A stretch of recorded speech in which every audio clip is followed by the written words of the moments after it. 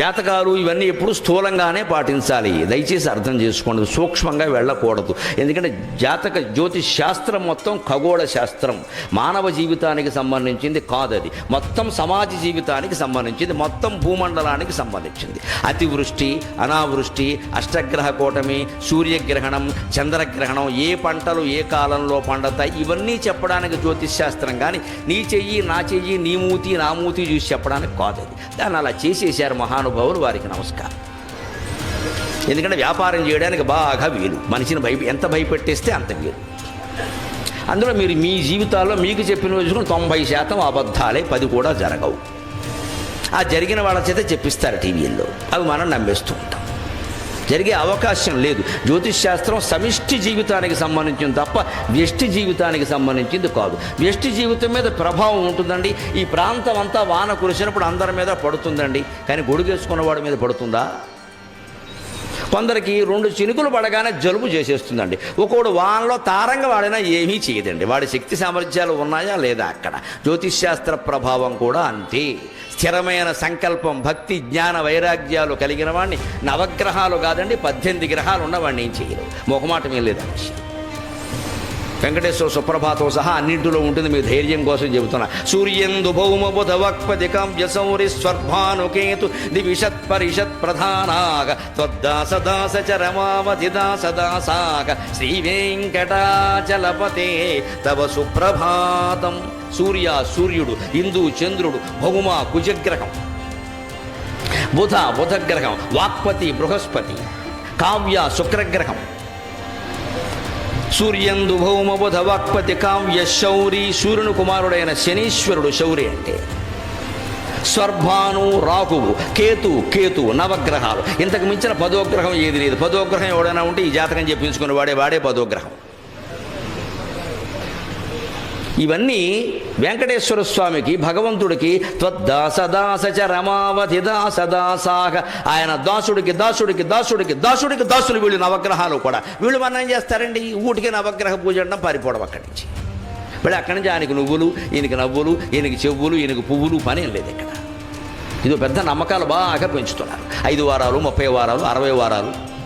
నువ్వు ఇక్కడ ఎవరికో నువ్వులు ఇచ్చేసిన వెంటనే పైన గ్రహం మారిపోతుందా? కాస్త ఆలోచించవాయి బాబు, బుర్రపెట్టి ఆలోచన తెలిసిపోతుంది. నీ నువ్వులకి ఆ గ్రహం ఎలా మారుతుందండి? ఎందుకు మారుతుంది అసలు? అది మొత్తం సమిష్టి సృష్టికి సంబంధించిన విషయమా? కానీ ఖచ్చితంగా అదే జ్యోతిష్ శాస్త్రంలో చంద్రగ్రహణం కానీ, సూర్యగ్రహణం కానీ, గ్రహకూటమి కానీ, ఈ ఇతర అతివృష్టి అనావృష్టి కానీ ఎలా రాశారో అలాగే జరుగుతున్నాయి. మీరు గమనించారు. ఒక చుక్క తేడా రాకుండా, సెకండ్ తేడా లేకుండా కరెక్ట్ జరుగుతాయి. ఎందుకంటే అది సమిష్టి, వ్యష్టి కాదు. దాన్ని మన వాళ్ళు శుభ్రంగా వ్యాపారం చేయడానికి వీలుగా వ్యష్టి చేసి పారేశారు. మొత్తం నీ నక్షత్రం ఏమిటి అనడం, అందుకే వ్యాపారంలో మునిగో. నక్షత్రాన్ని బట్టి మునిగిపోతాడా? అలా అయితే చంద్రబాబు నాయుడు గారు నక్షత్రాన్ని పెట్టి పుట్టిన వాళ్ళందరూ రాష్ట్రానికి ప్రధాన ముఖ్యమంత్రులు అయిపోవాలి. అందరూ అవుతారా? ఆయన మాత్రం 10 ఏళ్ళు అయ్యాడు, ఇంటి దగ్గర కూర్చోలే.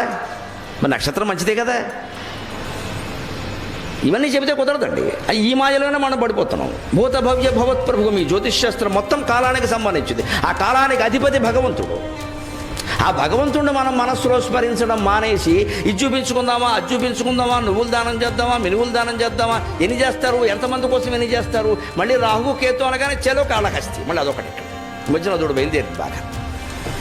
మొత్తం అక్కడికి వెళ్ళి రాహు పూజ, కేతు పూజ, తోక పూజ, తొండం పూజ అని చేయించి మొత్తం వాళ్ళు ఇంకా అదో సిస్టమ్ పెట్టారు. శివుడు పక్క వెళ్ళిపోయాడు కాళహస్తిలో, రాహుకేతువులు మిగిలిన కర్మ కాలిపోయి. బ్రహ్మరాంబాను శివుడు వెళ్ళిపోయాడు అక్కడి నుంచి. జ్ఞానప్రసూనాంబ శివుడు లేడండి. రాహుకేతువు ఎంతసేపు పాములు గొడవలే, ఎందుకంటే మన భయం. అసలు శివుడు వెళ్ళిపో. అదే కాళహస్తి శతకంలో దూర్జుడు స్పష్టంగా ఏం చెబుతాడంటే ఈ జాతకాల గురించి. గ్రహదోషంబులు దుర్నిమిత్తములు నీ కళ్యాణ నామంబు ప్రత్యకమున్ వేర్కొను ఉత్తమోత్తముని బాధల్ బెట్టగా జాలునే దగను కప్పగ జాలునే శలభ సంతానంబు నీ సేవ చేసి హతక్లేశులు కారుగాక మనుజుల్ శ్రీకాళహస్తీశ్వర. ఎంత అద్భుతమైన మాట చెప్పారండి. కాళహస్తి శతకం రాసినటువంటి దూర్జటి మాట కూడా నమ్మట్లేదు మనం. కాళహస్తిలో గ్రహదోషాలు, దుర్నిమిత్తాలు, దుశ్శకునాలు ఇవన్నీ మామూలు వాళ్ళని ఏమైనా చేస్తాయేమో నాకు తెలియదు కానీ నీ కళ్యాణ నామంబు ప్రత్యేకమున్ పేర్కొను ఉత్తమోత్తముని బాధల్ బెట్టగా జాలుని.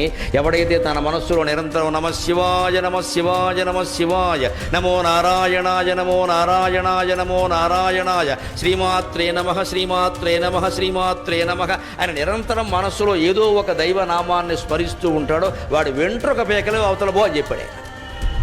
అది మనం చేయడానికి బద్ధకమై ఓ కేజీ నువ్వులు దానం చేసేసి మన కోడిపందాలు మనం ఆడుకుంటాం ఇక్కడ మన పేకాట. కారణం అది మన బద్ధకం అండి. మన కోడిపందాలు ఆడతాం, పేకాట ఆడతాం, సమస్తం ఆడతాం, భగవన్నామస్మరణ చెయ్యం. ఒకవేళ చెయ్యికి తప్పదంటే ఓ బ్రాహ్మణ్ణి పిలిచి నువ్వు చెయ్యి మా బదులు నీకో 100 రూపాయలు ఇస్తామంటాం. మంచిపోయి ఇప్పుడు వాడికి 100 వచ్చాయి, వీళ్ళని మనకు 100 కూడా పోయింది, ఏమి రాలేదు. వాడెవడో చేయడం ఏంటండి? ఆయన ఎవరో తింటే మనకు ఆకలి తీరుతుందా? మనం చేస్తేనే మనకి సమస్యలు తీరుతాయి, మనకు ఆయన చేస్తే మనకెలా తీరుతాయండి? ఇదంతా మొత్తం ఈ డిప్యుటేషన్ సిస్టమ్ కుదరదండి. ఆధ్యాత్మికతను మన ఎడుపు మనం ఎడవలసిందే. పైగా దహనం కప్పగజాలునే శలభ సంతానం. అగ్ని దగ్గరికి మిడతలు రాలేవు కదా, పరమేశ్వరుడు అగ్నిస్వరూపుడు కదా. ఆ పరమేశ్వరుని నిరంతరం మనస్సులో ధ్యానించేవాడి దగ్గరికి సూర్య చంద్ర రాహు కేతు మొదలైన గ్రహాలు ఏవీ రాలేవని చెప్పారు.